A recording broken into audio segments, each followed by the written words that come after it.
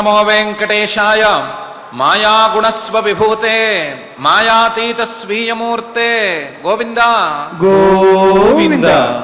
సృష్ట్మాభువం గిరిసముద్రవనోషరాదిం భ్రాంతేర్భువం మనసి మే చపలే విధాత్రీం మాయాభువం గుణమయీం తవ దుస్తరాంభో అంఘ్రేర్భువం తవ గురోశ్రిత ఉత్తరేయం అని మహత్తమ హృదంతర నిరంతర నివాసి అయిన శ్రీనివాస పరమాత్మని గురురూపుడుగా భావించుకుని నమస్కరించుకుంటూ శ్రీశుకుల వారు ఉపదేశం చేసిన శ్రీమద్భాగవతం యొక్క అధ్యయన కార్యక్రమాన్ని ప్రారంభించుకుందాము. యథావిధిగా ప్రారంభంలో చదువుకోవలసిన ప్రార్థనా శ్లోకాలను చదువుకుని మంగళాచరణం చేసుకుందాము. ఓం నమో వెంకటేశాయ. శ్రీ గురు ప్రార్థనా. గురుర్బ్రహ్మా గురుర్విష్ణు గురుర్దేవో మహేశ్వరః గురుః సాక్షాత్ పరం బ్రహ్మ తస్మై శ్రీ గురవే నమః. శ్రీనివాస ప్రార్థనా. పద్మాలయా ప్రియాయాపి పద్మమాలాధరాయ చ పద్మాసనాదిపూజ్యాయ శ్రీనివాసాయ తే నమః. అథ సంకల్పః. శ్రీమదాదివరాహ క్షేత్రే విరాజమానస్య నిత్యశుద్ధబుద్ధముక్తస్వభావస్య లీలాగృహీత విగ్రహస్య శ్రీపద్మావతీ జానేః అనుగ్రహేణ అస్మాకం సర్వేషాం బుద్ధిశుద్ధ్యర్థం విద్యాభివృద్ధ్యర్థం భక్తిజ్ఞానవైరాగ్యాది తదనుకూల సర్వసంపత్సమృద్ధ్యర్థం శ్రీపరమేశ్వర ప్రీత్యర్థం శ్రీమద్భాగవత పాఠం కరిష్యామహే. అస్య శ్రీమద్భాగవత స్తోత్ర మహామంత్రస్య నారద ఋషిః బృహతి ఛందః శ్రీకృష్ణః పరమాత్మా దేవతా బ్రహ్మ బీజం భక్తిశక్తిః జ్ఞానవైరాగ్యే కీలకం అస్మాకం శ్రీమద్భగవత్ప్రసాదసిద్ధ్యర్థే పాఠే వినియోగః. ధ్యానం నారాయణాఖ్యపరసేతు సమాప్తిహేతుం వ్యాసప్రసూతశుకనావికభావకోలాం సంసారసాగరగభీరతయాతు భీతాః నావం సమారుహత భాగవతం సుయోగ్యాం. శ్రీ గురుభ్యో నమః. ఇప్పటికీ పంచమ స్కంధంలో 15 అధ్యాయాలు పూర్తయినాయి. ఈ 15 అధ్యాయాల్లోనూ ప్రియవ్రతుడు అని స్వయంభవమనువు గారి 2వ అబ్బాయితో ప్రారంభించి వాళ్ళ వంశంలో విరజుడు, ఆ విరజుడు తర్వాత వాళ్ళు వరకు ఉండేటువంటి వాళ్ళను గురించి, తరతరాల మహానుభావుల గురించి గొప్పగా చెప్పారు. అందులో పరమాత్మ అవతారమైనటువంటి ఋషభదేవుడి గురించి ఎక్కువగా చెప్పారు. ఆయన కొడుకుగా ఉండేటువంటి మహాసాధకుడు భరతుడు గురించి ఇంకా గొప్పగా చెప్పారు. ఆయన చేసిన ఉపదేశాలను కూడా చక్కగా వర్ణించారు. ఇంత వర్ణించి ఈ ప్రియవ్రతుడి వంశం ఇంతటితో, నేను చెప్పదలుచుకున్నటువంటి ప్రియవ్రతుడి వంశం ఇంతటితో సరి అని శ్రీశుకుల వారు 15వ అధ్యాయం చివరిలో చెప్పారు. చెప్పేసరికి 16వ అధ్యాయంలో రాజోవాచ, పరీక్షిత్ గారు అడుగుతున్నారు, ఉక్తస్త్వయా భూమండలాయామ విశేష యావదాదిత్యస్తపతి యత్ర చాసౌ జ్యోతిషాం గణైశ్చంద్రమావ సహ దృశ్యతే. నువ్వు ప్రియవ్రతుడి కథ చెప్పేటప్పుడు ఈ భూమండలము, ఈ భూమండలం తాలూకు విస్తారము, లేదా మహాభూమి తాలూకు విస్తారము, వీటి గురించినటువంటి ఉపదేశం చేశావు, స్పృశించి పెట్టావు. ఉక్తస్త్వయా భూమండల ఆయామ విశేష. భూమి ఎంత విస్తారంగా ఉంది, మహాభూమి ఎంత విస్తారంగా ఉంది అని సుమారుగా చెప్పావు. అందులో మహాభూమి అంటే యావదాదిత్యస్తపతి, సూర్యుడు కిరణాలు పడేంత వరకు ఉండేటువంటి ప్రాంతానికి మహాభూమి అని పేరైతే, ఆ సూర్యుడు కిరణాలు పడేంత వరకు ఉండే ప్రాంతాన్ని గురించి కూడా సుమారుగా చెప్పావు. యావదాదిత్య తపతి యత్ర చాసౌ జ్యోతిషాం గణై చంద్రమావా సహ దృశ్యతే. ఈ మహాభూమి, ఈ ప్రాంతంలో, ఈ బ్రహ్మాండంలో, ఈ గెలాక్సీలో, వీటిల్లో నక్షత్రాలతో సహా చంద్రుడు కూడా దర్శనమిస్తూ ఉంటాడు. జ్యోతిషాం గణై సహ చంద్రమావ సహ దృశ్యతే. సూర్యచంద్రులు వెలుగులీనేటువంటి ఈ బ్రహ్మాండాన్ని గురించి సుమారుగా చెప్పావు. దీని విస్తృతం గురించి ఇన్ని యోజనాలుంటాయి అని చెప్పావు. తత్రాపి ప్రియవ్రత రథ చరణ పరిఖాతై సప్తభిః సప్త సింధవః ఉపకల్ప్తాః యత ఏతస్యాః సప్తద్వీప విశేష వికల్పః త్వయా భగవన్ ఖలు సూచితః ఏతదేవాఖిలం అహం మానతో లక్షణతశ్చ సర్వం విజిజ్ఞాసామి. అందులోనూ ప్రియవ్రతుడు ఈ ప్రాంతం మొత్తాన్ని 7 సార్లు తన రథంతో చుట్టొచ్చాడు అని చెప్పావు.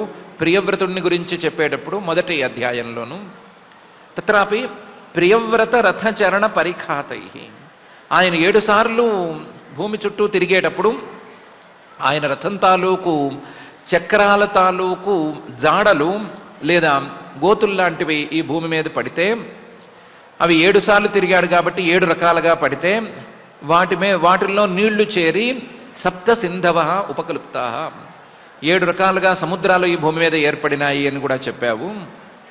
యత ఏతస్యాః సప్తద్వీప విశేష వికల్పః త్వయా భగవన్ ఖలు సూచితః. ఆ 7 సముద్రాలు, ఆ సముద్రాల మధ్యలో ఉండేటువంటి ద్వీపాలు లెక్కలోకి తీసుకుంటే ఈ భూమి సప్తద్వీపవతి, 7 ద్వీపాలు కలిగినది అని నువ్వు చెప్పావు. అందులోనూ సముద్రాలను బట్టి 7 ద్వీపాలు అనేటువంటి కల్పన నువ్వు సూచన చేశావు. వికల్పః త్వయా భగవన్ ఖలు సూచితః. అంతా సూచనప్రాయంగా పైపైన చెప్పావు. తక్కువ మాటలతో ప్రియవ్రతుణ్ణి హైలైట్ చేస్తూ ఆయన చేసిన పనులు చెప్పడానికంటూ ఇవి చెప్పావు. ఏతదేవ అఖిలం అహం మానతో లక్షణతశ్చ సర్వం విజిజ్ఞాసామి. నువ్వు ఆ సూచన చేసిన దాన్ని నేను అసలు పరిమాణం ఏమిటి, దాని లక్షణాలేంటి, చిహ్నాలేంటి అనేటువంటి అంశాలతో సహా తెలుసుకోగోరుతున్నాను. అవన్నీ నాకు తెలియచెప్పవలసింది అని పరీక్షిత్ గారు శ్రీ శుకుల వారిని అడిగాడు. తత్రాపి ప్రియవ్రత రథచరణ పరిఖాతై సప్తభిః సప్త సింధవః ఉపక్లుప్తాః యతః ఏతస్యాః సప్తద్వీప విశేష వికల్పః త్వయా భగవన్ ఖలు సూచితః ఏతదేవాఖిలం అహం మానతో లక్షణతశ్చ సర్వం విజిజ్ఞాసామి అని. నీకెందుకు ఆ విషయము? నువ్వా తత్వజ్ఞానం కోసం పాటుపడుతున్నవాడివి, నీకు కాలం చాలా తక్కువగా ఉంది, తత్వజ్ఞానం కావాలి అని చూస్తున్నవాడివి. ఇలా చూస్తున్నవాడివి ఈ భూమి ఎంత విశాలంగా ఉంది, భూమి మీద ఏమున్నాయి, భూమి కంటే తర్వాత ఏమున్నాయి, ఇవన్నీ తెలుసుకుని నువ్వేం చేస్తావు అని అడిగితే దానికి చాలా చక్కటి సమాధానం చెప్పాడు. భగవతో గుణమయే స్థూలరూపే ఆవేశితం మనః అగుణే అపి సూక్ష్మతమే ఆత్మజ్యోతిషి పరే బ్రహ్మణి భగవతి వాసుదేవాఖ్యే క్షమం ఆవేశితుం తదుహ ఏతత్ గురో అర్హసి అనువర్ణయితుం ఇది అని చెప్పాడు.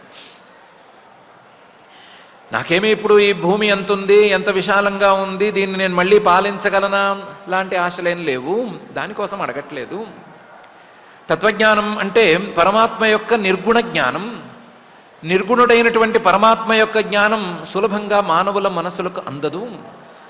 ఆ నిర్గుణం అనేటువంటి మాటను వినటానికే ఎవరు ఇష్టపడరు. అసలు మనస్సు దాన్ని అంగీకరించదు. అలాంటి పరిస్థితుల్లో నిర్గుణ తత్వజ్ఞానం అనేది నాకు ఎక్కడి నుంచి వస్తుంది? కాబట్టి పరమాత్మ యొక్క సగుణ రూపంలో నా మనసుని కాసేపైనా నిలబెడితే అక్కడి నుంచి ఏకాగ్రతను ఆ రూపం మీద సాధిస్తే అక్కడి నుంచి నిర్గుణానికి చేరేందుకు అవకాశం అనేది ఏర్పడుతుంది. భగవంతుడి యొక్క గుణమయమైనటువంటి మూల ప్రకృతి తాలూకు 3 గుణాలతో తయారు చేయబడినటువంటి స్థూలమైనటువంటి రూపంలో, అంటే విరాట్ పురుషుడు అనేటువంటి స్థూల రూపంలో ఆవేశితం మనస్సును గనక నిలబెట్టినట్లయితే అప్పుడైతే అగుణేపి ఆ గుణాలతో సంబంధం లేనటువంటి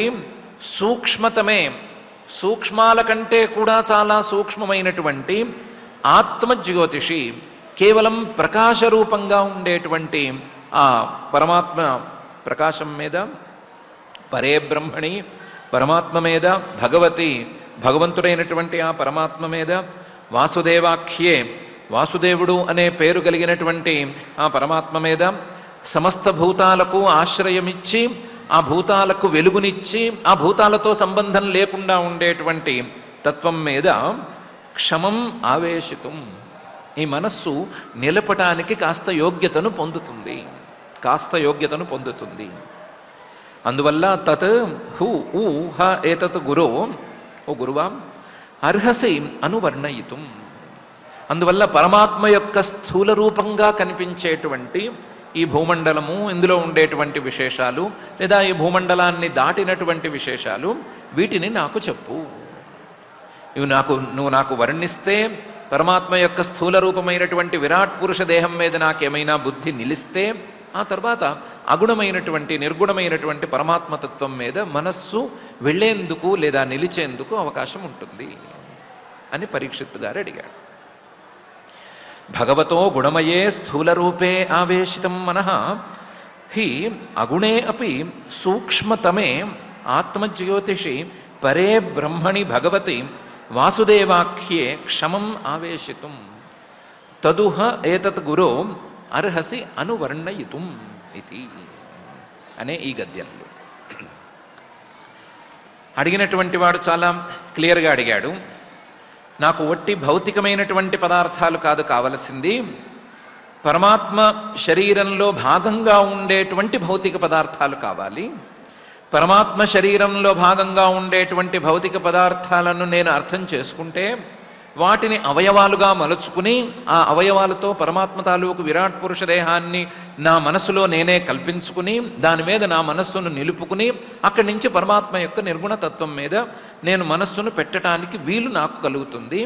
అలాంటి వర్ణన నాకు చేయవలసింది అని అడిగాడు. అడిగినవాడు ఒట్టి భౌతికాలను అడగలేదు. అడిగినవాడు ఒట్టి పరమాత్మతత్వాన్ని, శుద్ధమైన పరమాత్మతత్వాన్ని ఇప్పుడు అడగలేదు. పరమాత్మతత్వానికి సంబంధించిన, విరాట్ పురుష దేహానికి సంబంధించిన భౌతిక తత్వాలను అడిగాడు. అడిగేసరికి ఋషిరువాచ, అడిగిన వాడి ప్రశ్నలో ఉండేటువంటి స్పష్టతను అర్థం చేసుకున్నటువంటి ఋషి పరమాత్మ యొక్క విరాట్ పురుష దేహాన్ని మాత్రమే కాకుండా తత్వాన్ని కూడా స్పష్టంగా చూడగలిగినటువంటి శ్రీశుకుల వారు ఋషి ఉవాచ, నవై మహారాజ భగవతః మాయాగుణ విభూతేః కాష్ఠాం మనసా వచసా వా అధిగంతుమలం విబుధాయుషాపి పురుషః తస్మాత్ ప్రాధాన్యేనైవ భూగోళక విశేషం నామ రూపమాన లక్షణతః వ్యాఖ్యాస్యామః అని శ్రీశుకుల వారు అంటున్నారు. నువ్వు అనుకున్నట్లుగా నీ వల్ల చేయటం అనేది ఇప్పుడు జరగదు. ఇప్పుడే కాదు, ఎప్పటికీ కూడా జరగదు. నువ్వు అనుకుంటున్నావు పరమాత్మ తాలూకు గుణమయమైన రూపాన్ని మొదలు పట్టేస్తే, అందులోంచి గుణాలను తీసేస్తే పరిశుద్ధమైన రూపం దొరుకుతుంది అని అనుకుంటున్నావు. ఐడియా బాగానే ఉంది, కానీ నవై మహారాజ భగవతః మాయాగుణ విభూతే, భగవంతుడు మాయాగుణాలతో ఎన్నెన్నో మహిమలు కలిగిన వాడు కదా.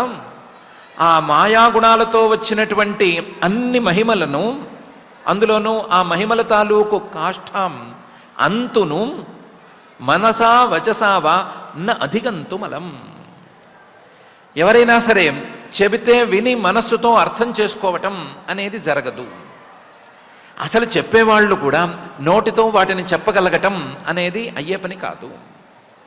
మాయ ఏంటి, మాయ తాలూకు గుణాలేంటి, అందులో వాటి ద్వారా వచ్చేటువంటి విభూతులేంటి, ఆ విభూతులకు పరమాత్మకు ఉండేటువంటి సంబంధం ఏంటి, ఆ విభూతుల ద్వారా పరమాత్మను అర్థం చేసుకునే తీరేంటి అని చెప్పాలి అంటే అన్ని విభూతులను గురించి చెప్పటం అనేది అయ్యే పని కానే కాదు. విబుధాయుషాపి పురుష, ఒకవేళ దేవతల లాంటి ఆయుస్సు ఇచ్చినా సరే, సుదీర్ఘమైనటువంటి ఆయుస్సు ఉన్నా సరే, ఆ ఆయుస్సు మొత్తం దీనికే వెచ్చించినా సరే, చెప్పేవాళ్ళు చెబుతూనే పోయినా వినేవాడు వింటూనే ఉన్నా సరే అది తరగదు, తీరదు, అది అయ్యే పని కాదు. అందువల్ల తస్మాత్ ప్రాధాన్యేనైవ, ఎప్పుడూ కూడా ఏదో ఒక మనసుకు హత్తుకునేటువంటి రూపాన్ని మాత్రమే ప్రధానంగా పట్టుకుని అక్కడి నుంచి పరమాత్మతత్వానికి, నిర్గుణ తత్వానికి వెళ్ళేందుకు ప్రయత్నం చేసుకోవాలి. అందువల్ల నేను కూడా ప్రాధాన్యేనైవ, నీ మనసుకు హత్తుకునేటువంటి ప్రధానమైన కొన్ని విశేషాలను మాత్రమే చెప్తాను. అన్ని విశేషాలను చెప్పటం అనేది అయ్యే పని కాదు, వినటం అనేది నీ వల్ల కూడా అయ్యే పని కాదు. ప్రాధాన్యేన అంటే ఇప్పుడు ప్రశ్నకి సంబంధించినట్లుగా, ప్రశ్నకు దగ్గరగా ఉండేటట్లుగా భూగోళక విశేషం. నువ్వు భూమి, సప్త సింధువులు, సప్తద్వీపాలు అని అడిగావు కాబట్టి ఈ భూగోళానికి సంబంధించినటువంటి విశేషాలను చెప్తాను. అందులోనూ పరమాత్మ యొక్క విరాట్ పురుష దేహానికి ఉపాసనకి పనికొచ్చేటువంటి భూగోళంలోని విశేషాలను చెప్తాను.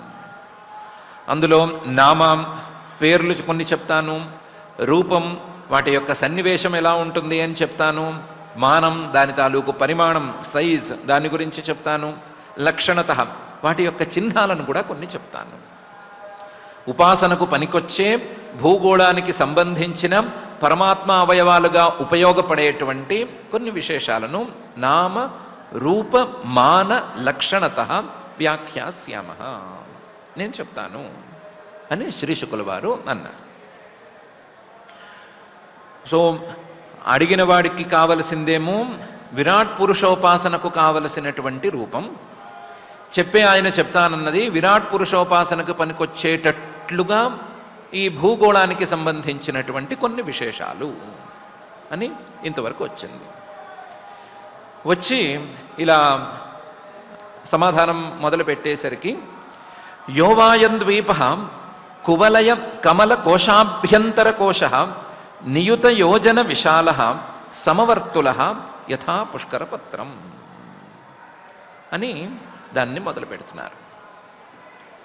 ఇందులో శ్రీ శుకుల వారు 2-3 అంశాలను బ్లెండ్ చేసి చెప్తున్నారు అడిగిన దానికి అనురూపంగాను.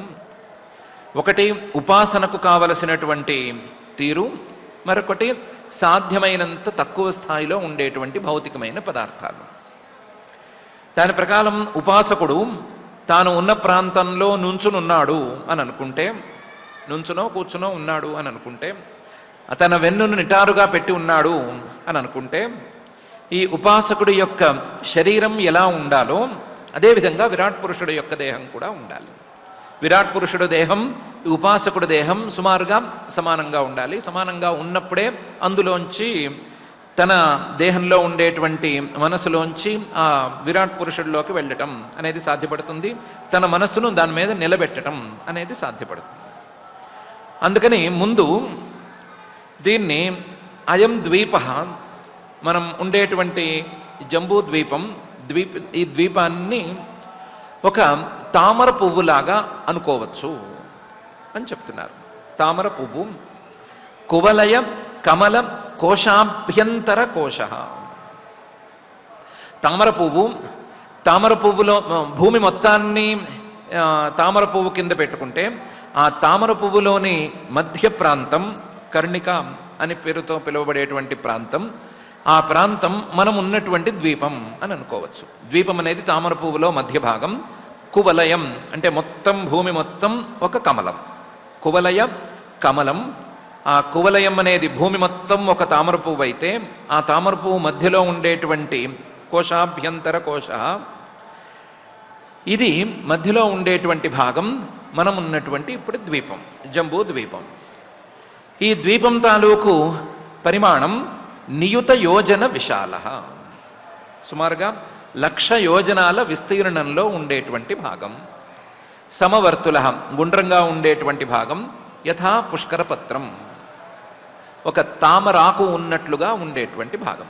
తామరాకు, తామర పువ్వుకి కింద ఉండేటువంటి ఆకు ఏ ఆకారంలో ఉంటుందో సుమారుగా ఆ ఆకారంలో ఉండేటువంటి ద్వీపం ఆ ప్రాంతం. యోవా అయం ద్వీప కువలయ కమల కోశాభ్యంతర కోశ నియుత యోజన విశాల సమవర్తుల యథా పుష్కరపత్రం అని మొదటి గద్యం లేదా మొదటి వాక్యం. మొత్తం ఈ విరాట్ పురుష దేహానికి కావలసినటువంటి రూపాన్ని నిర్ణయించటానికి శ్రీశుకుల వారు మొదలుపెట్టినటువంటి వాక్యాలలో మొదటి వాక్యం. ఈ వాక్యంలో మొదటి పదం యోవా అయం ద్వీప అనేటువంటి పదం. ఈ ద్వీప అనే పదానికి ప్రాథమికంగా అర్థం చెప్పుకోవాలంటే ద్వీపో స్త్రియామంతరీపం యదంతర్వారిణస్తటం అని అర్థం చెప్పుకోవచ్చు. 2 నీళ్ల మధ్య, నీటి భాగాల మధ్య ఉండేటువంటి భూభాగాన్ని ద్వీపం అని పిలవవచ్చు. ద్వీపం, ఇటు అటు నీళ్లు ఉండేటువంటి ప్రాంతాన్ని ద్వీపం అని పిలుచుకోవచ్చు. మనం అనుకుంటున్నటువంటి ద్వీపానికి ఇది దగ్గరగా మాత్రమే ఉంటుంది. మనం ద్వీపం అంటే చుట్టూ నీళ్లు ఉంటే మధ్యలో భూభాగం ఉంటే దాని పేరు ద్వీపం అని అనుకుంటున్నాము. దానికి ఇది దగ్గర వ్యవహారం. ఇటు అటు నీళ్లు ఉంటే మధ్యలో ఉండేటువంటి భాగానికి ద్వీపం అని పేరు. లేదంటే ఇంకో రకంగా చెప్పుకోవచ్చు, 2 వైపులా తన అంచులతో నీళ్లు తాగేటువంటి భూమిని, నీళ్లను తాకేటువంటి భూమిని ద్వీపం అని పిలుచుకోవచ్చు. పూర్వ పశ్చిమాభ్యాం ఉత్తర దక్షిణాభ్యాం వా పార్శ్వాభ్యాం సాముద్రం జలం పిబతి ఇది ద్వీప అని దీని యొక్క వివరణ. తూర్పు పడమరలకు కానీ ఉత్తర దక్షిణాలకు కానీ ఏ వైపైనా పర్వాలేదు, తన యొక్క 2 అంచులతో సముద్రపు తాలూకు నీటితో సంబంధం ఉండేటువంటి ప్రాంతాన్ని ద్వీపం అని పిలవవచ్చు. ఈ లెక్కన మనం ఉన్నటువంటి జంబూ ద్వీపం ప్రాథమికంగా పూర్వ పశ్చిమ ప్రాంతాల్లో నీటితో సంబంధాన్ని కలిగి ఉంది కాబట్టి ఇది ద్వీపం అవ్వచ్చు. ఇది మొదటిది, ద్వీప అనేటువంటి పదం తాలూకు వివరణ. రెండవది నియుత యోజన విశాల అన్నప్పుడు యోజన అనేటువంటి శబ్దం. ఈ యోజనం అనేటువంటి సంస్కృత శబ్దాన్ని అనువాదం చేయవలసి వచ్చేసరికి దూరం అనే అర్థంలో చూసుకున్నట్లయితే సుమారుగా 9+ మైళ్ళ దూరాన్ని యోజనం అని పిలుస్తారు అని చెప్పుకోవచ్చు. 9 మైళ్ళ కంటే కొంచెం ఎక్కువగా ఉండేటువంటి దూరాన్ని ఒక యోజనం అని పిలుచుకోవచ్చు అని. అయితే ఈ లెక్క ఇలాగే ఉండాలి అని నియమమేమీ లేదు. భూగోళాన్ని లేదా కొంచెం పెద్ద ఎత్తున ఖగోళంలోనూ వర్ణించేటప్పుడు ఈ లెక్కను ఇలాగే మనం వర్ణించలేము. అందుకని దానికో లెక్క ఉంది. దాని ప్రకారం అయితే 2 పరమాణువులను కలిపితే ఒక ద్వణుకం, అలాంటి ద్వణుకాలను మూడింటిని కలిపితే ఒక త్రణుకం అనే లెక్క మొదలైతే వాలాగ్రం స్యాదష్టకేన త్రణుకానాంచ తేష్టవై లిక్షా తదష్టకం యూకం తదష్టకం ఇతో యవ అని ఒక లెక్క మొదలవుతుంది. ఈ త్రణుకాలు 2 పరమాణువులు కలిస్తే ఒక ద్వణుకం వస్తే, ఒక ద్వణుకాలను 3 కలిపితే వచ్చినటువంటి ఈ త్రణుకాలు ఒకవేళ 8 గనక కలిస్తే వాటి పేరు వాలాగ్రం అనే పేరు. 8 త్రణుకాలు కలిస్తే వాలాగ్రం. ఆ వాలాగ్రాలు మళ్ళీ 8 కలిస్తే దాని పేరు లిక్ష. ఆ లిక్షలు 8 కలిస్తే యూకం. ఆ యూకాలు 8 కలిస్తే యవహ అనే పరిమాణం తయారవుతుంది. ఈ యవం తయారైతే తేష్టావంగులిరిత్యుక్తం తాళం వై రవి సంమితై తద్వయం హస్తమిత్యుక్తం దండస్యాత్ తచ్చతుష్టకం. ఈ యవాలు గనక 8 కలిస్తే దాని పేరు అంగులి అనేటువంటి పరిమాణం. ఈ అంగుళులు 12 కలిస్తే దాని పేరు తాళం. ఈ తాళాలు గనక 2 కలిస్తే హస్తం. ఈ హస్తాలు గనక 4 కలిస్తే దండం అనేటువంటి పరిమాణం. దండాభ్యాం ద్విసహస్రాభ్యాం క్రోశ ఇత్యుచ్యతే బుధై యోజనం తైశ్చతుర్భి స్యాదిత్యేవం వ్యాసభాషితం. ఈ 2 దండాలు ఉన్నాయి కదా, దండాలు గనక 2000 కలిపితే ఆ 2000 దండాలకు క్రోశ అని పేరు. ఆ క్రోశాలు 4 గనక కలిస్తే యోజనం తైశ్చతుర్భి స్యాత్, ఒక యోజనం అనేది తయారవుతుంది. ఇది వ్యాస మహర్షి గారు తన పురాణాలలో వాడినటువంటి యోజనం అనేటువంటి పరిమాణం. పరమాణువుల దగ్గర నుంచి లెక్క కడితే గనక కరెక్ట్గా లెక్క తేలుతుంది. మనకున్నటువంటి మీటర్స్తో లెక్క కడితే కొంచెం ఉజ్జాయింపుగా తేలుతుంది. పరమాణువుల దగ్గర నుంచి యోజనం వరకు ఉండేటువంటి ఈ లెక్కని దృష్టిలో పెట్టుకుని ఇక్కడ యోజనం అనేటువంటి పదాన్ని వాడుతున్నారు. ఈ యోజనం అని చెప్పేటప్పుడు కొన్నిసార్లు నియుత అయుత అని లెక్కల్ని వాడతారు. నియుతం అంటే 1,00,000. ఆ 1,00,000 లక్షగానే ఉండాలని ఏమీ లేదు, ఉజ్జాయింపు సంఖ్య సరిపోతుంది. కొన్నిసార్లు 10,000 అనే అర్థంలో వాడచ్చు, కొన్నిసార్లు 1,00,000 అనే అర్థంలో వాడచ్చు. ఇక్కడ 1,00,000 అనే అర్థంలో వాడారు. 1,00,000 యోజనాల విస్తీర్ణంలో ఉండేటువంటి సమవర్తులమైనటువంటి తామరాకు లాంటి భాగం ఈ ద్వీపం అని వాడుతున్నారు.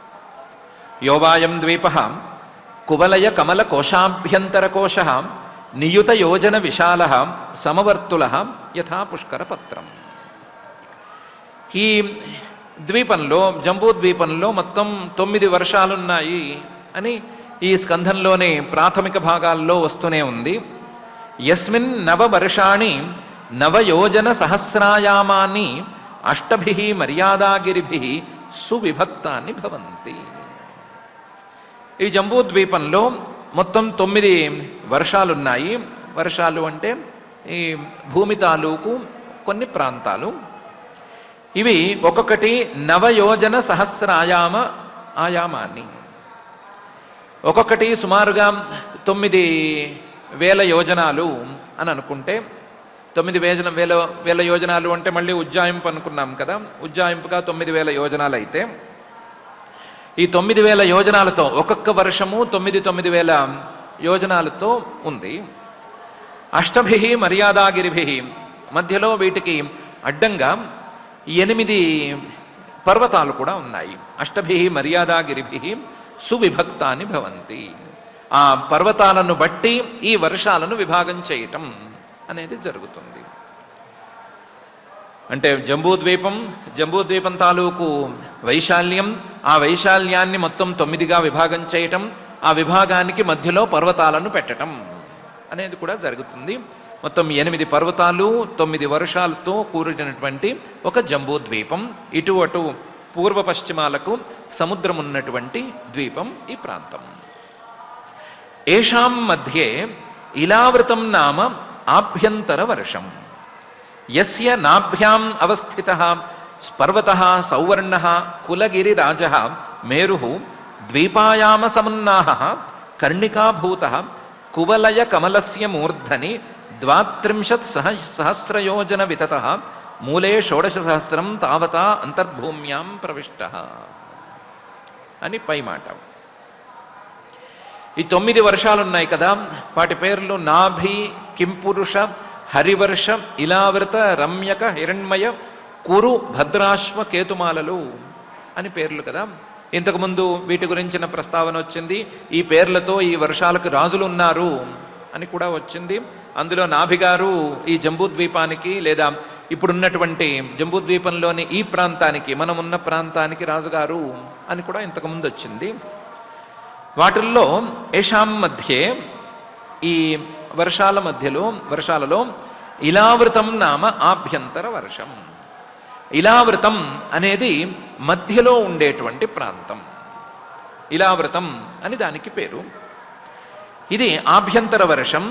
యస్య నాభ్యాం అవస్థితః, ఈ ఇలావృతం అనేటువంటి వర్షం తాలూకు మధ్యలో, సరిగ్గా మధ్య భాగంలో అవస్థితః ఒక పర్వతం ఉంది. అవస్థితః సర్వతః సౌవర్ణః, అన్ని వైపుల నుంచి బంగారు రంగులో ఉండేటువంటి కులగిరిరాజః. పర్వతం పర్వతాలలో కల్లా శ్రేష్టమైనటువంటి పర్వతం. దాని పేరు మేరుహు. మేరుహు అనేటువంటి పర్వతం. ఇంకా పూర్తిగా చెప్పుకోలేదు.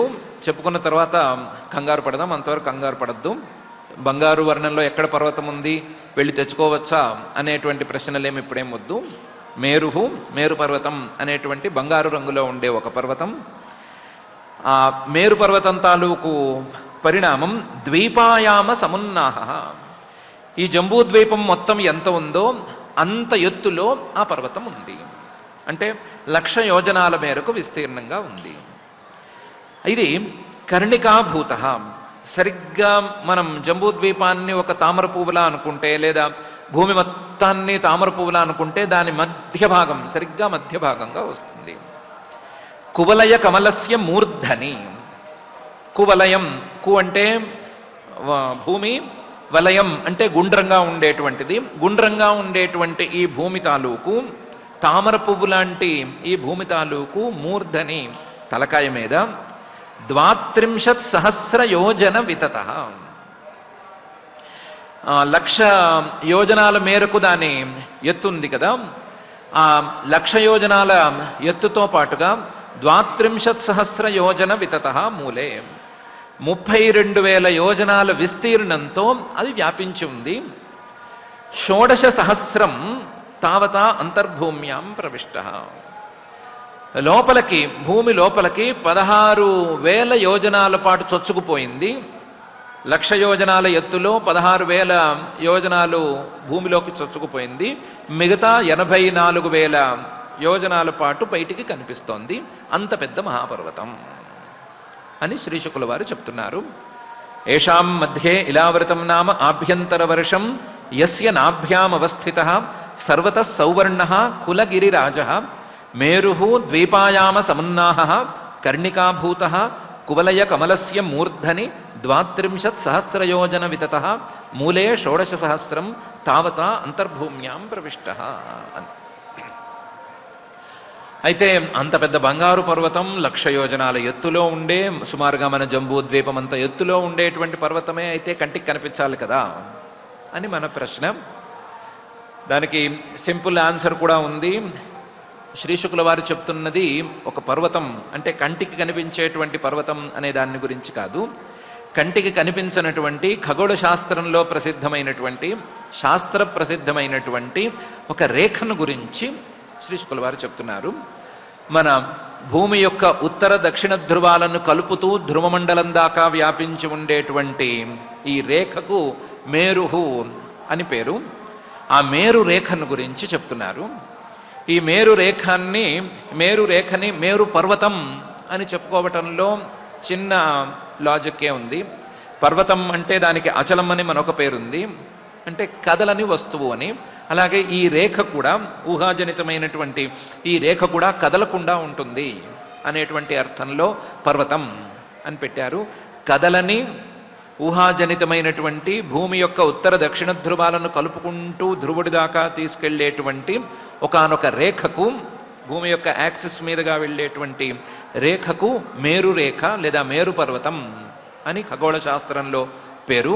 ఆ మేరు రేఖను, మేరు పర్వతాన్ని గురించి మహర్షి గారు చెప్తున్నారు. ఈ మేరు రేఖ ఇలావృతం నామ ఆభ్యంతర వర్షం. ఏటి మీదుగా వెళుతోంది అంటే సరిగ్గా భూమి యొక్క ఉత్తర ధ్రువం మీదుగా వెళుతోంది.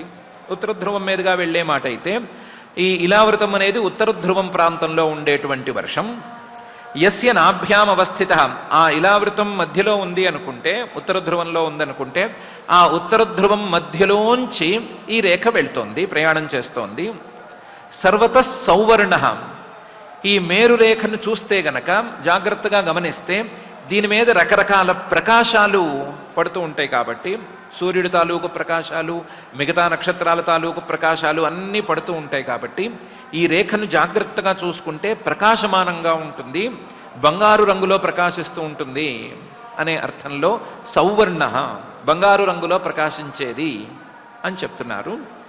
ఇది కులగిరిరాజ. ఒకవేళ మేరు పర్వతం అనేది ఒక రేఖకు సంబంధించిందే అయితే, మిగతా అనేక పర్వతాలు, చాలా చాలా పర్వతాలు, అచలాలు అంటే అవి కూడా రేఖలనో లేదా బిందువులనో పాయింట్స్నో చెప్తాయి.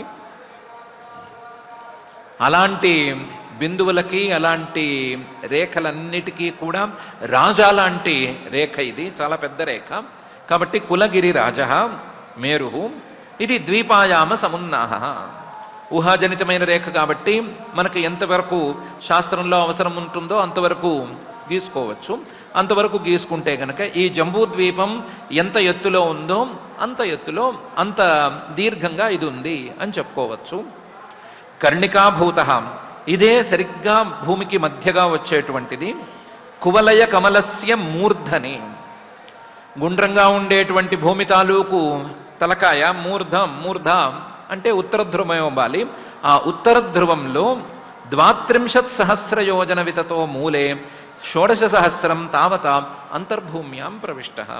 దక్షిణ ధ్రువం వరకు కూడా వ్యాపించి ఉంది అని చెప్పుకుంటున్నాం కాబట్టి దక్షిణ ధ్రువం వరకు ఉండేటువంటి 16,000 యోజనాలు, అక్కడి నుంచి మిగతా 84,000 యోజనాలు, వీటన్నిటినీ లెక్కగట్టి చూసుకుంటే 1,00,000 యోజనాల దీర్ఘంగా ఉండేటువంటి మేరురేఖ ఇది అని మహర్షి గారు చెప్పినట్లయింది.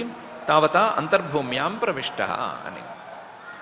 ఇది భారతీయ ఖగోళ శాస్త్రంలో ఉండేటువంటి పదప్రయోగం.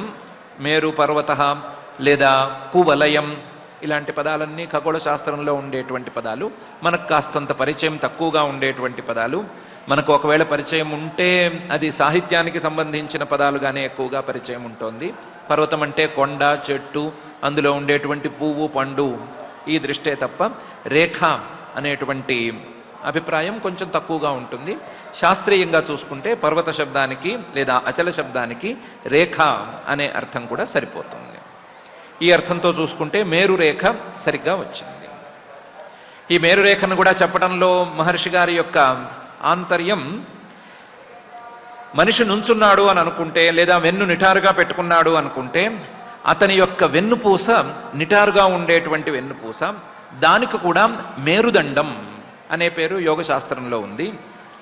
మనిషి తాలూకు ఈ మేరుదండము, వెన్నుపూస, అలాగే భూమి మొత్తాన్ని సరిగ్గా రేఖగా సరళ రేఖతో తీసుకెళ్లేటువంటి ఈ మేరురేఖ, ఈ రెండూ ఒకటేగా ఉండాలి. ఈ రెండిటినీ సమాంతరంగా తీసుకుని యోగశాస్త్రంలో ఉపాసనలు చేసేటువంటి పద్ధతి ఉంది. దానికి దీనికి దగ్గరగా ఉండేందుకు వీలుగా ఉండాలి అనే అభిప్రాయంతో కూడా మహర్షి గారు చెప్పారు. చెప్పి ఇక మీద ఇక్కడి నుంచి ఈ మేరురేఖ అనేది ఒకటి తేలిపోతే, ఉత్తర దక్షిణ ధ్రువాల గుండా వెళ్ళేటువంటి మేరురేఖ గురించి తేలిపోతే, ఆ తర్వాత పక్కన ఉండేటువంటి ఈ అక్షాంశాలు, అయనాంశాలు, లాటిట్యూడ్స్, లాంగిట్యూడ్స్, వీటి గురించి సులభంగా చెప్పేయచ్చు అని పై గద్యంలో దాని గురించి చెప్తున్నారు. ఉత్తరోత్తరేణ ఇలావృతం నీలః శ్వేతః శృంగవాన్ ఇది త్రయః రమ్యక హిరణ్మయ కురుణాం వర్షాణాం మర్యాదా గిరయః ప్రాగాయతాః ఉభయతః క్షారోదావధయః 2,000 పృథవః ఏకైకశః పూర్వస్మాత్ ఉత్తర ఉత్తరః దశాంశాధికేన దైర్ఘ్యే ఏవ హ్రసంతి అని మొదలుపెట్టి చెప్తున్నారు. ఇలావృతం అనేది మధ్యలో ఉంది అనుకుంటే, ఇలావృతానికి ఉత్తర ప్రాంతంలో ఉత్తరోత్తరేణ ఇలావృతానికి ఉత్తర ప్రాంతంలో క్రమంగా నీలః శ్వేతః శృంగవాన్ అని 3 పర్వతాలు ఉన్నాయి. ఈ 3 పర్వతాలు 3 రేఖలకు చిహ్నము. మనం చెప్పుకున్నట్లుగానే ఈ ఉత్తరోత్తరేణ ఇలావృతం నీలశ్వేత శృంగవానితి త్రయః. ఇవేంటివి? పర్వతాలు అంటే రేఖలు. వీటికి మధ్యలో, ఒక్కొక్క పర్వతానికి మధ్యలో రమ్యక హిరణ్మయ కురుణాం వర్షాణాం మర్యాదా గిరయః. రమ్యకం అనేటువంటిది ఒక వర్షం, ఇలావృత వర్షం తరువాత వచ్చేటువంటి నీల పర్వతం వరకు ఉండేటువంటి ప్రాంతం. ఆ తర్వాత హిరణ్మయం అనేటువంటిది శ్వేతవర్షం వరకు, శృంగవాన్ ఇది తర్వాతి వర్షం వరకు, కురు వర్షం అనేది తర్వాతి వర్షం. వర్షాణం మర్యాదా గిరయః. మర్యాదా గిరయః ఈ హద్దు హద్దులుగా పనికొచ్చేటువంటి పర్వతాలు, అచలాలు లేదా రేఖలు ప్రాగాయతాః పశ్చిమం నుంచి తూర్పు వైపుకు వెళుతున్నాయి. అంటే భూమిని చుట్టి ఉండేటువంటి రేఖల్ని ఎలా చెప్పుకోవాలి? ఎటు నుంచి ఎటు వెళుతున్నాయి అని చెప్పుకోవాలి. తూర్పు నుంచి పశ్చిమానికి కానీ పశ్చిమం నుంచి తూర్పుకు కానీ వెళుతున్నాయి అని చెప్పుకోవాలి. ఇవి తూర్పు నుంచి పశ్చిమం నుంచి తూర్పుకు వెళుతున్నాయి అని చెప్తున్నారు. ప్రాగాయతాః పూర్వ దిక్కుకు దీర్ఘంగా ఉన్నాయి. అంటే ఇవి లాటిట్యూడ్స్. ఉభయతః క్షారోదావధయః ఇటు అటు కూడా వీటికి సముద్రపు తాలూకు నీళ్లున్నాయి. 2,000 పృథవః ఒక్కొక్క పర్వతము కూడా 2,000 పృథవః 2,000 యోజనాల తాలూకు దైర్ఘ్యంతో ఉన్నాయి. 2,000 యోజనాల తాలూకు దైర్ఘ్యంతో అనేది సుమారే. ఎందుకంటే ఏకైకశః పూర్వస్మాత్ ఉత్తరః దశాంశాధికాంశేన దైర్ఘ్య ఏవ హ్రసంతి. ఈ రేఖల్లో మనం చెప్పుకున్నటువంటి పర్వతాలు అనేటువంటి రేఖల్లో ఒక్కొక్క రేఖ కూడా అంటే నీలః, శ్వేతః, శృంగవాన్ అని చెప్పాం కదా. ఈ 3 రేఖలు కూడా ఒకదానికంటే ఒకటి సుమారుగా 10% లేదా అంతకంటే ఎక్కువ పర్సెంటు పెద్దగా ఉంటాయి. లాటిట్యూడ్స్ ఎప్పుడు అంతే కదా. భూమధ్య రేఖ చాలా విస్తారంగా ఉంటుంది. దాని తర్వాత వచ్చేటువంటి రేఖలన్నీ కూడా భూమధ్య రేఖ 0 అయితే 0 నుంచి పైదాకా వెళ్ళేటువంటి రేఖలన్నీ కూడా కాస్తంత తక్కువగా వెళ్ళిపోతాయి. చివరి రేఖ తక్కువగా ఉంటుంది.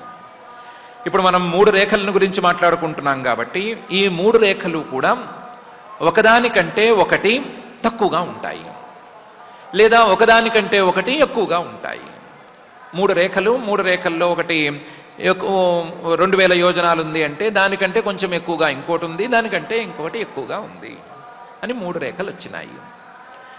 2,000 పృథవః ఏకైకశః పూర్వస్మాత్ ఉత్తరః దశాంశాధికాంశేన దైర్ఘ్య ఏవ హ్రసంతి. పొడుగులో ఎక్కువగా ఉండేటువంటివి ఈ రేఖలు. ఈ 3 రేఖలు 3 పర్వతాలు 3 అచలాలు ఇవి 3 వర్షాలకు హద్దులుగా పనికొచ్చేటువంటి రేఖలు. ఇక్కడి నుంచి ఇది రేఖ, ఈ రేఖకు మధ్యలో ఉండేటువంటి ప్రాంతం పేరు ఇది, తర్వాత ప్రాంతం పేరు ఇది, తర్వాత ప్రాంతం పేరు ఇది అని ఉత్తరం వైపుకి మహర్షి గారు చెప్తున్నారు. ఇది ఇలావృతాన్ని అంటే భూమధ్య మేరు రేఖ ఉండేటువంటి ప్రాంతాన్ని సెంటర్గా పెట్టుకుని అక్కడి నుంచి ఉత్తరానికి చెప్పేటువంటి విషయమైతే ఏవం దక్షిణేన ఇలావృతం నిషధః హేమకూటః హిమాలయః ఇతి ప్రాగాయతాః యథా నీలాదయః అయుతయోజనోత్సేధాః హరివర్ష కింపురుష భారతానాం యథాసంఖ్యం అని ఈ ఇలావృత వర్షానికి దక్షిణం వైపు ఉండేటువంటి 3 వర్షాలను గురించి మహర్షి గారు చెప్తున్నారు. దానికి కావలసినటువంటి పర్వతాలు ఆ రేఖలు వాటి గురించి కూడా చెప్తున్నారు. ఏవం దక్షిణేన ఇలావృత వర్షానికి దక్షిణంగా నిషధః హేమకూటః హిమాలయః అని 3 పర్వతాలు. నిషధః అని ఒక పర్వతము, హేమకూటః అని 2వ పర్వతము, హిమాలయః అనేది 3వ పర్వతం. అందులో హిమాలయం అనేది విన్నట్లు ఉంటుంది కానీ మనం రేఖ అనే అర్థంలో తీసుకుంటున్నాం కాబట్టి ఆ పర్వతం మీదుగా వెళ్ళేటువంటి రేఖ అనే చెప్పుకోవాలి. ఇవి కూడా ప్రాగాయతాః తూర్పుకే ఉన్నాయి. యథా నీలాదయః ఇలా నీలః, శ్వేతః, శృంగవాన్ అనే 3 పర్వతాలను ఎలా చెప్పుకున్నామో వీటిని అలాగే చెప్పుకోవాలి. అయితే అయుత యోజనోత్సేధాః ఇవి కూడా సుమారుగా 2,000 యోజనాలు విస్తీర్ణంలోనే ఉన్నాయి. కాకపోతే అయుత యోజనోత్సేధాః 10,000 యోజనాల పాటు విస్తరించి ఉన్నాయి.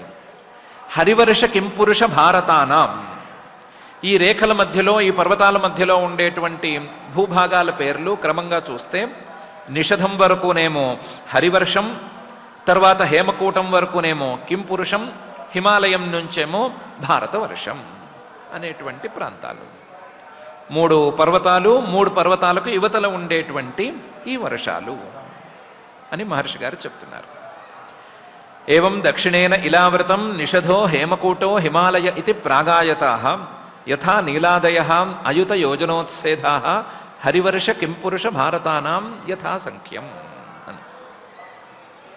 తథైవ ఇలావృతం అపరేణ పూర్వేణ చ మాల్యవద్ గంధమాదనౌ ఆ నీల నిషధాయతౌ ద్విసహస్రం పప్రథతు కేతుమాల భద్రాశ్వయో సీమానం విదధాతే అని పైన చెప్తున్నారు.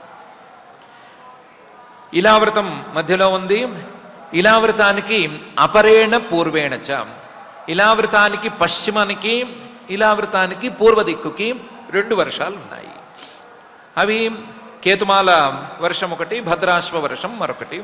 కేతుమాల వర్షం ఇలావృతానికి పశ్చిమంలో ఉంది, భద్రాశ్వం అనేది ఇలావృతానికి తూర్పులో ఉంది. ఇలావృతం అపరేణ పూర్వేణ చ, ఈ ఇలావృతానికి ఆ వర్షాలకి రెండిటికి మధ్యలో మాల్యవద్ గంధవాదనౌ, మాల్యవాన్ అనేటువంటి ఒక పర్వతము, గంధమాదన అనేటువంటిది ఇంకొక పర్వతము. మనం ఇందాక చెప్పుకున్నట్లుగా ఇది రేఖ, అంటే ఇది లాంగిట్యూడ్. ఈ 2 రేఖలు 2 పర్వతాలు ఉన్నాయి. ఇవి ఎంతున్నాయి? ఆ నీల నిషధాయతౌ, నీల పర్వతం ఒకవైపు ఉంది కదా, నీల పర్వతం అనేది ఇలావృత వర్షానికి ఉత్తరం వైపు ఉంది, నిషధ పర్వతమేమో నీలావృతానికి దక్షిణం వైపు ఉంది. ఈ 2 పర్వతాలు మాల్యవాన్ గంధమాదన అనేదేమో ఆ నీల నిషధాయతౌ, నీలం నుంచి నిషధం వరకు ఎలా ఉండాలో అలా ఉన్నాయి, ఎంత ఉండాలో అంత ఉన్నాయి. ద్విసహస్రం పప్రథు, ఇవి కూడా 2000 యోజనాల్లో విస్తీర్ణంగా ఉన్నాయి. అంటే ఈ లాటిట్యూడ్స్ లాంగిట్యూడ్స్ కలిసే ప్రాంతం ఇది పప్రథు. ఈ ప్రాంతంకి అవతల కేతుమాల వర్షం తర్వాత మాల్యవాన్కి అవతలేమో కేతుమాల ఇలావృతం అనేది మధ్యలో వర్షం, ఇలావృత వర్షానికి మాల్యవాన్ అనేటువంటిది మర్యాదాగిరి లేదా పర్వతము రేఖ, దానికి అవతల కేతుమాల అనేటువంటి వర్షం. మళ్ళీ ఇలావృత వర్షం దానికి తూర్పు దిక్కునేమో గంధమాదన అనేటువంటి పర్వతం లేదా ఆ రేఖ, దానికి అవతలేమో భద్రాశ్వ అనేటువంటి వర్షం. ఇవి ఇంతవరకు ఉండేటువంటి 9 వర్షాలు. ఉత్తరానికి 3 వచ్చినాయి, దక్షిణానికి 3 వచ్చినాయి, మధ్యలో ఉండేటువంటి ఇలావృతం 7వది. ఇటు అటు 2 కలిపితే 7 2 9 అయిపోయినాయి. తథైవ ఇలావృతం అపరేణ పూర్వేణ చ మాల్యవద్ గంధమాదనౌ ఆ నీల నిషధాయతౌ ద్విసహస్రం పప్రథతు కేతుమాల భద్రాశ్వయో సీమానం విదధాతే అని చెప్తున్నారు. ఇదైన తర్వాత ఉపాసనకు ఉపయోగించేటువంటి కొన్ని విశేషాలను చెప్పదలిచి పై గ్రంథాన్ని ప్రారంభించి చెప్తున్నారు. మందరో మేరుమందర సుపార్శ్వ కుముద ఇది అయుత యోజన విస్తారోహన్న మేరోహో చతుర్దిశం అవష్టంభగిరయ ఉపక్లిప్తా అని. మేరు రేఖ, మేరు పర్వతం మాటల్లో చెప్పుకోవడానికి మేరు పర్వతం అని చెప్పుకోవచ్చు. మేరు పర్వతానికి సపోర్టింగ్గా ఉండటానికి సపోర్ట్గా 4 వైపులా 4 పర్వతాలు ఉన్నాయి అని చెప్తున్నారు. వాటి పేర్లు మందర, మేరుపన్మందర, సుపార్శ్వ, కుముద అని పేర్లు. ఇవన్నీ కూడా అయుత యోజన విస్తారోన్నాహ, ఒక్కొక్కటి 10,000 యోజనాల విస్తీర్ణం, 10,000 యోజనాల ఎత్తుతో ఉన్నాయి. మేరోహో చతుర్దిశం, మేరు పర్వతం తాలూకు 4 దిక్కులకు అవష్టంభగిరయ, సపోర్టుగా ఉండటానికి వీలుగా ఉండే చిన్న చిన్న పర్వతాలు ఉపకల్పితా ఉన్నాయి. ఇది రేఖలను గురించి చెప్పే మాట కూడా కాదు, ఇది ఉపాసనకు పనికొచ్చేటువంటి విషయాన్ని గురించి చెప్పే విధానం. దానికి తగ్గట్టుగానే చతుర్షు ఏతేషు చూత జంబూ కదంబ న్యగ్రోధా 4 పాదప ప్రవరా పర్వతకేతవ ఇవ అధిసహస్రయోజనోన్నాహ తావద్విటప వితతయ శతయోజన పరిణాహ అని పైన చెప్తున్నారు. ఈ 4 పర్వతాల మీద పెద్ద పెద్ద చెట్లున్నాయి. అందులో చూత మామిడి చెట్లు, జంబూ అంటేనేమో నేరేడు చెట్లు, అలాగే కదంబ పుష్పాలు అంటారు కదా ఆ చెట్లు, న్యగ్రోధాహ మర్రి చెట్లు అనేటువంటి చెట్లున్నాయి. ఇవన్నీ కూడా 4 పాదప ప్రవరాహ, ఈ 4 చెట్లు కూడా మంచి పవిత్రమైనటువంటి వృక్షాలు. మామిడి కావచ్చు, నేరేడు కావచ్చు, కదంబం కావచ్చు, మర్రి కావచ్చు. ఇవన్నీ మంచి దేవవృక్షాలు. పాదప ప్రవరాహ, వృక్షాల్లో గొప్ప వృక్షాలు. ఇవి ఈ 4 పర్వతాల మీద ఉన్నాయి. ఇవి ఎలా ఉన్నాయి? పర్వత కేతవ ఇవ, పర్వతానికి జెండాల్లాగా పనికొస్తున్నాయి. జెండాలు ఎలాగైతే రెపరెపలాడుతూ ఉంటాయి, శిఖరం మీద ఉండి రెపరెపలాడుతూ ఉంటాయో, ఇవి కూడా పర్వత శిఖరాల మీద ఉండి రెపరెపలాడుతున్నాయి, గాలికి ఊగుతున్నాయి. ఇవి కూడా అధిసహస్ర యోజనోన్నాహ, పర్వత శిఖరం మీద నుంచి 1100 యోజనాల ఎత్తుతో ఉన్నాయి. 1100 యోజనాల ఎత్తుతో ఒక్కొక్క చెట్టు, పెద్ద చెట్టు ఉంది. తావద్ విటప వితతయ, ఇవి ఇంత ఎత్తున ఈ చెట్ల సమూహాలు అక్కడ ఉన్నాయి. శతయోజన పరిణాహ, 100 యోజనాల పాటు ఇవి విస్తరించి ఉన్నాయి. 100 యోజనాలు వెడల్పుతో 1100 యోజనాల ఎత్తుతో ఈ చెట్లు విస్తరించి ఉన్నాయి అని చెప్తున్నారు. ఉపాసనకు పనికొచ్చేటువంటి యోగశాస్త్ర రహస్యాన్ని చెప్పటానికి. చతుర్శ్వేతేషు చూత జంబూ కదంబన్యగ్రోధాశ్చత్వార పాదప ప్రవరాహ పర్వతకేతవ ఇవ అధి సహస్రయోజనోన్నాహ తావద్విటప వితతయ అని.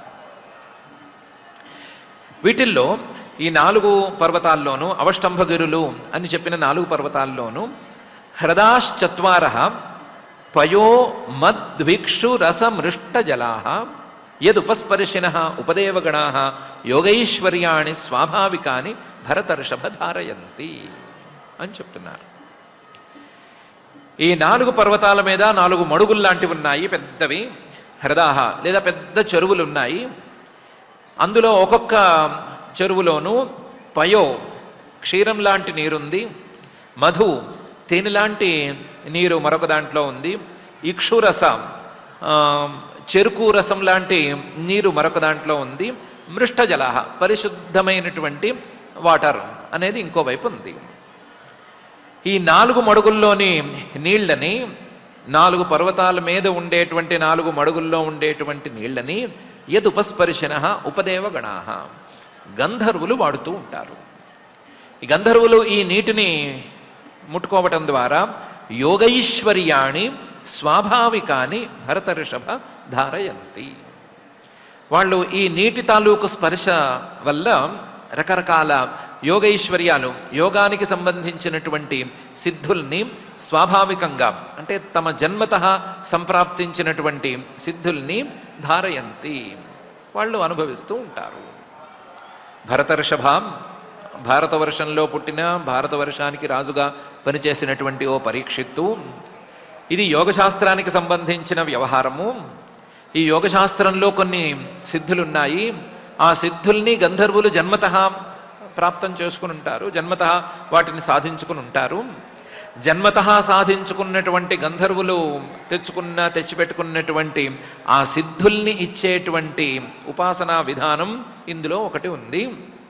ఆ ఉపాసనా విధానంలో బహుశः ఆ హ్రదం ఉన్నట్లు, అందులో జలాన్ని, నీటిని స్పృశించినట్లు ఏమైనా భావన చేయాలని ఉందేమో. దాని ప్రకారం చేస్తే గంధర్వులకు వచ్చినటువంటి సిద్ధులు సాధకుడికి వస్తాయి అని చెప్తున్నారు.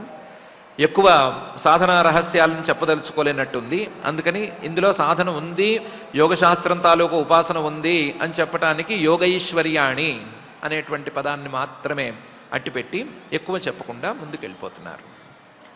హ్రదాశ్చత్వార పయో మద్భిక్షు రసమృష్టజలా యదుపస్పర్శిన ఉపదేవగణా యోగైశ్వర్యాణి స్వాభావికాని భరతర్షభ ధారయంతి అని. దేవోద్యానాని చ భవంతి చత్వారి నందనం చైత్రరథం వైభ్రాజకం సర్వతో భద్రం ఇది. ఈ 4 పర్వతాల మీద 4 దేవతల తాలూకు ఉద్యానవనాలు ఉన్నాయి. దేవోద్యానాని చ భవంతి, ఈ పర్వతాల మీద 4 ఉన్నాయి. అందులో నందనం అనేది ఒకటి, చైత్రరథం రెండోది, వైభ్రాజకం అని మూడోది, సర్వతోభద్రం అనేది 4వది. 4 దేవతోద్యానాలు. యేషు అమర పరివృఢా సహ సురలలనా లలామ యూథపతయ ఉపదేవగణైరుపగీయమాన మహిమాన కిల విహరంతి అని మహర్షి గారు చెప్తున్నారు. యేషు ఈ 4 ఉద్యానాలలో అమర పరివృఢా దేవతలలో కల్లా శ్రేష్ఠులైనటువంటి వాళ్ళు, దేవతలలో రకరకాల వర్గాల వాళ్ళు ఉన్నారు. అందులో శ్రేష్ఠులైనటువంటి వర్గానికి చెందిన దేవతలు అమర పరివృఢాః సహ సురలలనా లలామ యూథపతయః, తమ తమ స్త్రీలతో సహా, స్త్రీలు అంటే ఒకళ్ళు ఉండొచ్చు, చాలామంది కూడా ఉండొచ్చు, ఒక్కొక్క స్త్రీ కూడా లలనా లలామ, స్త్రీలలో కల్లా శ్రేష్ఠురాలు అన్నట్లుంటుంది. అలాంటి స్త్రీల యొక్క గుంపులతో యూథపతయః అక్కడికి వచ్చి విహరిస్తూ ఉంటారు. వాళ్ళు అక్కడ విహరిస్తూ ఉంటే వాళ్ళని ఈ గంధర్వులు చూడగలుగుతారు. చూసి ఉపదేవగణైరుపగీయమాన మహిమానః, ఈ గంధర్వులు వాళ్ళని చూసి వాళ్ళ గొప్పదనాలని, వాళ్ళ యొక్క విశేషాలని పొగుడుతూ ఉంటారు. ఉపదేవగణై ఉపగీయమాన మహిమానః, అలాంటి పొగడ్తలను వింటూ దేవతలు అక్కడ విహరిస్తూ ఉంటారు. కిల విహరంతి, విహరంతి కిల అని చెప్పుకుంటారు. దేవతలు తిరిగేటువంటి ఉద్యానవనాలు, ఆ ఉద్యానవనాల్లో దేవతలు తిరుగుతుంటే గంధర్వులు వాళ్ళని పాడుతూ ఉండటం అనేటువంటి అంశాలు కొన్ని ఉన్నాయి అని మహర్షి గారు చెప్తున్నారు. యేషు అమర పరివృఢాః సహ సురలలనా లలామ యూథపతయః ఉపదేవగణైరుపగీయమాన మహిమానః కిల విహరంతి అని ఇంతవరకు చెప్పి, మందరోత్సంగే 1100 యోజనోత్తుంగ దేవచూత శిరసః గిరిశిఖర స్థూలాని ఫలాని అమృతకల్పాని పతంతి అని పై విషయం చెప్తున్నారు. మందర పర్వతం అనేది మేరు పర్వతానికి ఉపష్టంభ పర్వతం అని చెప్పారు. ఆ మందర పర్వతం మీద మామిడి చెట్లు చాలా ఎత్తున ఉంటాయని చెప్పారు. 1100 యోజనాల ఎత్తులో మామిడి చెట్లు ఉన్నాయి. అవి 100 యోజనాల విస్తీర్ణంతో విస్తరించి ఉన్నాయి అని చెప్పారు కదా. దాని గురించి చెప్తూ మందరోత్సంగే, మందర పర్వతం మీద 1100 యోజనోత్తుంగ దేవచూత, 1100 అడుగుల 1100 యోజనాల ఎత్తుతో ఈ దేవచూతం, దేవతలు తిరిగే ప్రాంతం కాబట్టి ఆ మామిడి చెట్టు కూడా దేవతా వృక్షమే, దేవచూతం. ఆ దేవచూతం శిరస్సున అంటే దేవతల మామిడి చెట్టు తాలూకు చివరి భాగంలో మామిడి పళ్ళున్నాయి, పెద్ద పెద్దవి. ఎంత పెద్దవి అంటే గిరిశిఖర స్థూలాని, ఒక పర్వతం తాలూకు శిఖరం ఎంత పెద్దగా ఉంటుందో అంత పెద్దవి. ఫలాని మామిడి పళ్ళున్నాయి. అమృతకల్పాని, అవి తింటే ఎవరైనా వాటిని రుచి చూడగలిగితే అమృతంలాగా ఉంటాయి. అలాంటివి పతంతి, పైనుంచి కిందకు పడిపోతూ ఉంటాయి. మందరోత్సంగే 1100 యోజనోత్తుంగ దేవచూత శిరసః గిరిశిఖర స్థూలాని ఫలాని అమృతకల్పాని పతంతి అని మహర్షి గారు చెప్తున్నారు. ఆ మామిడి పండు తాలూకు కొలత, వీటిని గురించి వేర్వేరు పురాణాల్లో విస్తృతంగా ఉంది. అయితే ఈ మామిడి పండు అనేది ఇది అమృతకల్పము, దీన్ని రుచి అమృతంలా ఉంటుంది అనేవి ఇవన్నీ కూడా ఉపాసనకు సంబంధించినవి కాబట్టి మనం ఎక్కువగా అందులోకి వెళ్ళట్లేదు. ఓ పెద్ద మామిడి పండు, సుమారుగా పర్వతం తాలూకు శిఖరంలా ఉండేటువంటి చాలా పెద్ద మామిడి పండు, అమృతబలమైనటువంటి మామిడి పండు అని అనుకుంటే అలాంటి మామిడి పళ్ళు అక్కడి నుంచి పైనుంచి కిందకు పడుతూ ఉంటాయి అని చెప్తున్నారు. ఇదెందుకు చెప్పటం అంటే, తేషాం విశీర్యమాణానాం అతి మధుర సురభి సుగంధి బహుళారుణ రసోదేన అరుణోదానామ నది మందరగిరి శిఖరాన్ నిపతంతి పూర్వేణైలావృతం ఉపప్లావయతి అని చెప్పటానికి అని అంటున్నారు. తేషాం విశీర్యమాణానాం, ఆ పళ్ళు పైనుంచి కింద పడిపోతున్నాయి కదా, కింద పడి పగిలిపోతున్నాయి. అందరూ వాటిని తినలేరు, ఆ తినే స్థాయి అందరికీ ఉండదు అనుకుంటే కనుక అవి పైనుంచి కిందకు పడిపోతున్నాయి. పడిపోయి వాటి రసం కిందకి కారుతోంది. విశీర్యమాణానాం అతి మధుర, వాటి రసం చాలా తీయగా ఉంటుంది.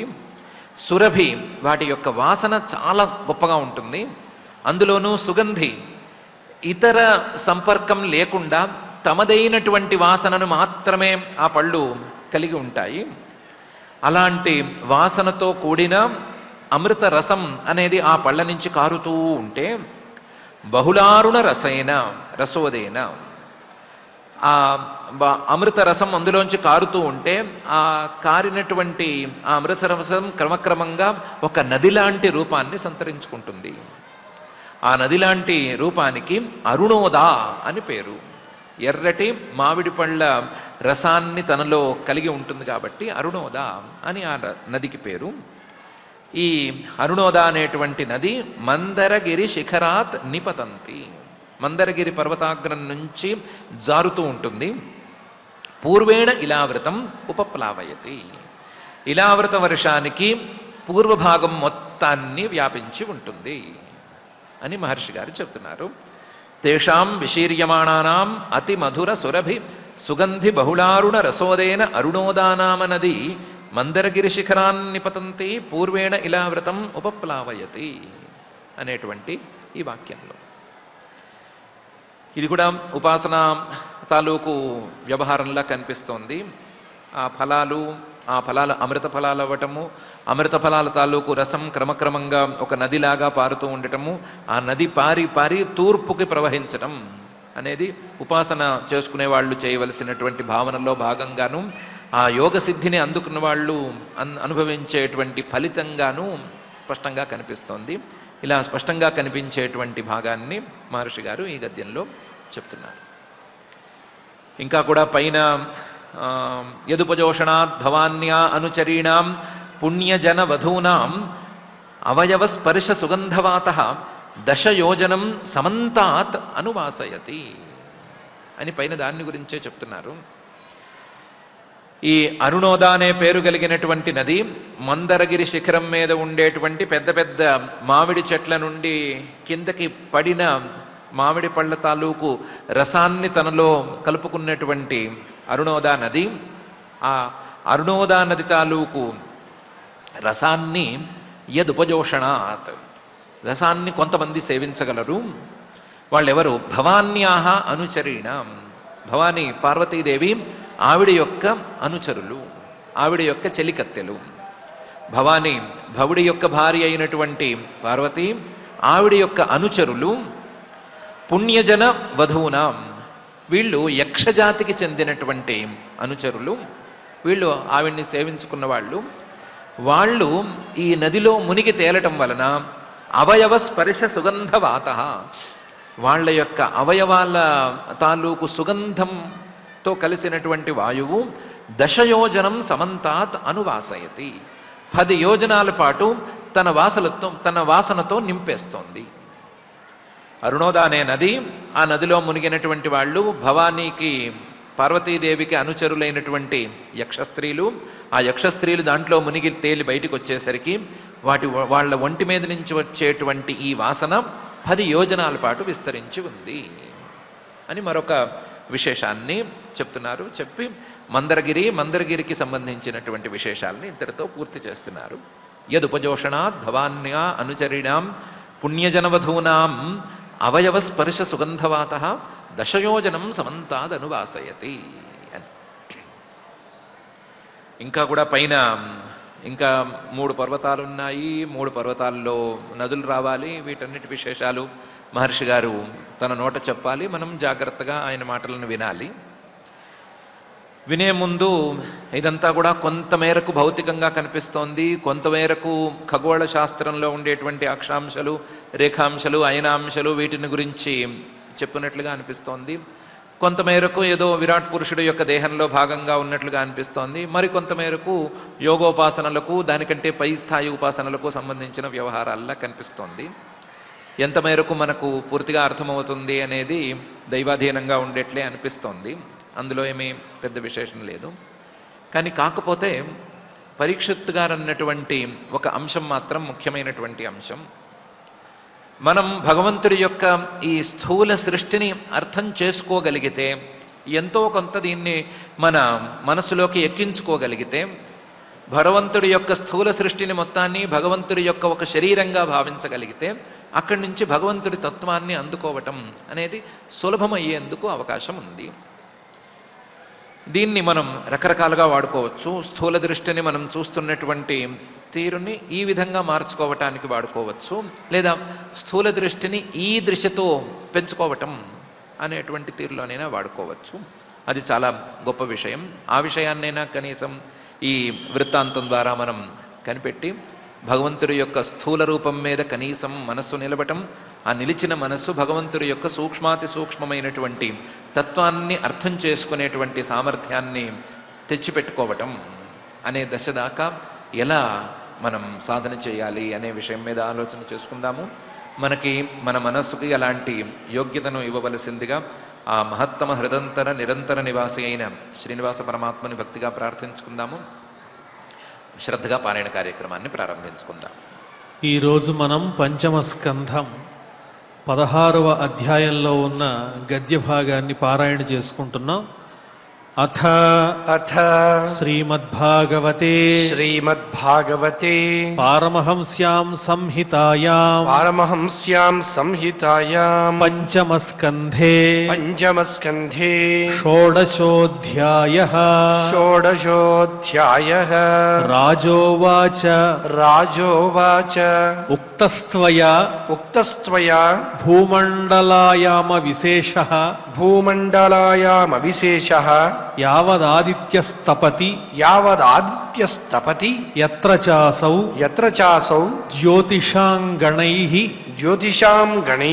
చంద్రమావా సహ దృశ్యతే తత్రాపి ప్రియవ్రతరథచరణ పరిఖాతైః సప్తభిః సప్తసింధవః ఉపక్లుప్తాః యత ఏతస్యాః సప్తద్వీప విశేష వికల్పః త్వయా భగవన్ ఖలు సూచితః ఏతదేవాఖిలం అహం మానతః లక్షణతశ్చ సర్వం విజిజ్ఞాసామి భగవతః గుణమయే స్థూలరూపే ఆవేశితం మనోహి అగుణేపి సూక్ష్మతమే ఆత్మజ్యోతిషి పరే బ్రహ్మణి భగవతి వాసుదేవాఖ్యే క్షమమావేశితుం తదుహైతద్గురో అర్హసి అనువర్ణయితుమితి ఋషిరువాచ నవై మహారాజా భగవతః మాయాగుణ విభూతేః కాష్ఠాం మనసా వచసా అధిగంతుం అలం విబుధాయుషాపి పురుషః తస్మాత్ ప్రాధాన్యేనైవ భూగోళక విశేషం నామరూపమాన లక్షణతః వ్యాఖ్యాస్యామః యోవాయం ద్వీపః కువలయ కమల కోశాభ్యంతర కోశః నియుతయోజన విశాలః సమవర్తులః యథా పుష్కరపత్రం యస్మిన్ నవవర్షాణి నవయోజన సహస్రాయామాని అష్టభిః మర్యాదాగిరిభిః సువిభక్తాని భవంతి ఏషాం మధ్యే ఇలావృతం నామ ఆభ్యంతర వర్షం యస్య నాభ్యామవస్థితః సర్వతః సౌవర్ణః కులగిరి రాజః మేరుః ద్వీపాయామ సమున్నాహః ద్వీపాయామ సమున్నాహః కర్ణికాభూతః కర్ణికాభూతః కువలయ కమలస్య కువలయ కమలస్య మూర్ధని మూర్ధని 32 సహస్రయోజన వితతః 32 సహస్రయోజన వితతః మూలే మూలే 16 సహస్రం 16 సహస్రం తావతా తావత అంతర్భూమ్యాం ప్రవిష్టః అంతర్భూమ్యాం ప్రవిష్టః ఉత్తరోత్తరేణ ఉత్తరోత్తరేణ ఇలావృతం ఇలావృతం నీలః నీలః శ్వేతః శ్వేతః శృంగవానితి శృంగవానితి త్రయః త్రయః రమ్యక హిరణ్మయ కురూణాం రమ్యక హిరణ్మయ కురూణాం వర్షాణాం వర్షాణాం మర్యాదాగిరయః మర్యాదాగిరయః ప్రాగాయతాః ప్రాగాయతాః ఉభయతః ఉభయతః క్షారోదావధయః క్షారోదావధయః ద్విసహస్ర పృథవః ద్విసహస్ర పృథవః ఏకైకశః ఏకైకశః పూర్వస్మాత్ పూర్వస్మాత్ పూర్వస్మాత్ పూర్వస్మాత్ ఉత్తర ఉత్తరో ఉత్తర ఉత్తరో దశాంశాధికాంశేన దశాంశాధికాంశేన దైర్ఘ్య ఏవ హ్రసంతి దైర్ఘ్య ఏవ హ్రసంతి ఏవం ఏవం దక్షిణేన దక్షిణేన ఇలావృతం ఇలావృతం నిషధః నిషధః హేమకూటః హేమకూటః హిమాలయ ఇతి హిమాలయ ఇతి ప్రాగాయతాః ప్రాగాయతాః యథా యథా నీలాదయః నీలాదయః అయుతయోజనోత్సేథాః అయుతయోజనోత్సేతాః హరివర్ష హరివర్ష కింపురుష భారతానాం కింపురుష భారతానాం యథాసంఖ్యం యథాసంఖ్యం తథైవ తథైవ ఇలావృతం ఇలావృతం అపరేణ అపరేణ పూర్వేణ చ పూర్వేణ చ మాల్యవద్గంధమాదనౌ మాల్యవత్ గంధమాదనౌ ఆనీల నిషధాయతౌ ఆనీల నిషధాయతౌ ద్విసహస్రం ద్విసహస్రం పప్రథతుః పప్రథతుః కేతుమాల భద్రాశ్వయోః కేతుమాల భద్రాశ్వయోః సీమానం విదధాతే సీమానం విదధాతే మందరః మందరః మేరుమందరః మేరుమందరః సుపార్శ్వః సుపార్శ్వః కుముద ఇతి కుముద ఇతి అయుతయోజన అయుతయోజన విస్తారోన్నాహాః విస్తారోన్నాహాః మేరోః మేరోః చతుర్దిశం చతుర్దిశం అవష్టంభగిరయః అవస్తంభగిరయః ఉపక్లుప్తాః ఉపక్లుప్తాః చతుర్షు చతుర్షు ఏతేషు ఏతేషు చూతజంబూ చూతజంబూ కదంబన్యగ్రోధాః కదంబన్యగ్రోధాః చత్వారః చత్వారః పాదపప్రవరాః పాదపప్రవరాః పర్వతకేతవ ఇవ పర్వతకేతవ ఇవ అధిసహస్రయోజనోన్నాహాః అధిసహస్రయోజనోన్నాహాః తావత్ తావత్ విటప వితతయః విటప వితతయః శతయోజన పరిణాహాః శతయోజన పరిణాహాః హ్రదాశ్చత్వారః హ్రదాశ్చత్వారః పయోమధు పయోమధు ఇక్షురస ఇక్షురస మృష్టజలాః మృష్టజలాః యదుపస్పర్శినః యదుపస్పర్శినః ఉపదేవగణాః ఉపదేవగణాః యోగైశ్వర్యాణి యోగైశ్వర్యాణి స్వాభావికాని స్వాభావికాని భరతర్షభ భరతర్షభ ధారయంతి ధారయంతి దేవోద్యానాని చ దేవోద్యానాని చ భవంతి భవంతి చత్వారి చత్వారి నందనం నందనం చైత్రరథం చైత్రరథం వైభ్రాజకం వైభ్రాజకం సర్వతో భద్రమితి సర్వతో భద్రమితి యేషు యేషు అమర పరివృఢాః అమర పరివృఢాః సహ సురలలనాలలామ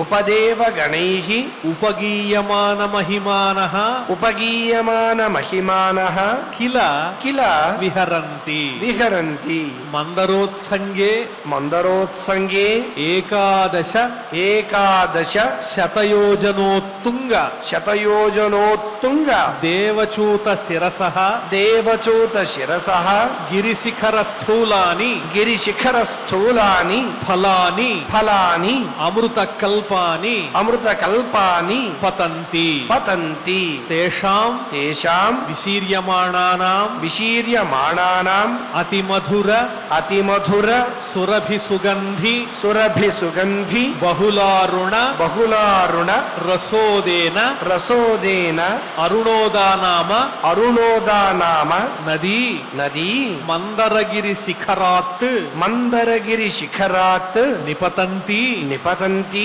పూర్వేణ పూర్వేణ ఇలావృతం ఇలావృతం ఉపప్లావయతి ఉపప్లావయతి యదుపజోషణాత్ యదుపజోషణాత్ భవాన్యాః భవాన్యాః అనుచరీణాం అనుచరీణాం పుణ్యజనవధూనాం పుణ్యజనవధూనాం అవయవస్పర్శ సుగంధవాతః అవయవస్పర్శ సుగంధవాతః దశయోజనం దశయోజనం సమంతాత్ సమంతాత్ అనువాసయతి అనువాసయతి ఇతి ఇతి శ్రీమద్భాగవతే శ్రీమద్భాగవతే పారమహంస్యాం సంహితాయాం పారమహంస్యాం సంహితాయాం పంచమస్కంధే పంచమస్కంధే షోడశాధ్యాయే షోడశాధ్యాయే గద్యభాగః గద్యభాగః.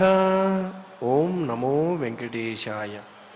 కుముదపర్వత శిఖాగ్రముననుత్పన్నమై కనుపట్టువటుదరు స్కంధమునను ఉదయించునట్టి పయోదధి ఘృతమధుగుడ విశిష్టాన్నంబులుడగెపుడు అంబరశయ్యాసనాభరణాది వస్తువుల కోరికలు తీర్చుచును కుముద పర్వతాగ్రంబున పడి ఇలావృత వర్షమున జనులకు నెల్ల భోగ్యములను వదల కొసగు వారి వళి ఫలితంబులు తలగ దుష్టగంధములను వాయు మరణ భయము ముదిమి పొరయదన్నడును శీతోష్ణ బాధ చందకుండునధిప అని పరమాత్మ యొక్క అత్యద్భుతమైనటువంటి సృష్టి విన్యాసాన్ని తెలిపేటువంటి స్థూల శరీర సంబంధమైనటువంటి ఎన్నో